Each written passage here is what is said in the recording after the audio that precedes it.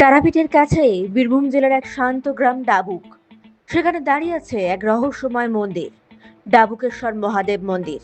এখানে মহাদেবের উন্মত্তেশ্বর রূপ পূজিত হয়।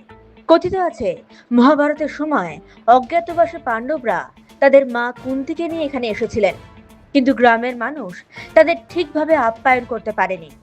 ক্ষুব্ধ হয়ে কুন্তী অভিশাপ দেন, যেমন আমি না খেয়ে থাকলাম, তেমনি এই স্থানের শিবও ভোগ পাবে না। আর সেই অভিশাপের কারণেই বহু বছর ধরে এই স্থানে পুজো প্রায় বন্ধ হয়ে যায়। তারপর অনেক বছর পর এই জায়গায় আসেন এক মহান সাধক, স্বামী কৈলাসপতি। তিনি ছিলেন বিখ্যাত তান্ত্রিক সাধক, বামাখ্যাপার গুরু। এক রাতে তিনি স্বপ্নাদেশ পান এই অভিশাপ মুক্ত করার জন্য। তিনি সাধনা শুরু করেন, আর ধীরে ধীরে আবার জাগ্রত হয় এই মন্দির। এরপর ঘটে এক অলৌকিক ঘটনা। দূর কাশ্মীরের এক রানী সন্তান লাভ করতে পারছিলেন না। তিনি স্বামী কৈলাসপতির কাছে আশীর্বাদ চান।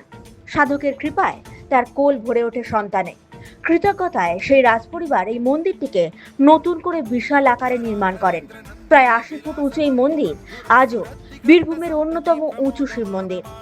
আর মন্দিরের গঠনে আজও দেখা যায় কাশ্মীরি স্থাপত্যের ছাপ। সবচেয়ে আকর্ষণের বিষয়, এই মন্দিরের শিবলিঙ্গ একটি পাতালভেদী শিবলিঙ্গ। অনেক গভীর পর্যন্ত খোঁড়া হবার পরেও এর শেষ খুঁজে পাওয়া যায়নি। আজও তারাপীঠের কোলাহল থেকে একটু দূরে এই মন্দির দাঁড়িয়ে আছে এক শান্ত রহস্যময় শক্তি নিয়ে, যেখানে শিব আছেন উন্মত্ত রূপে, কিন্তু ভক্তদের জন্য চিরকরুণাময়। তারাপীঠ গেলে এই রহস্যময় উন্মত্তেশ্বর মন্দির দর্শন না করে ফিরবেন না।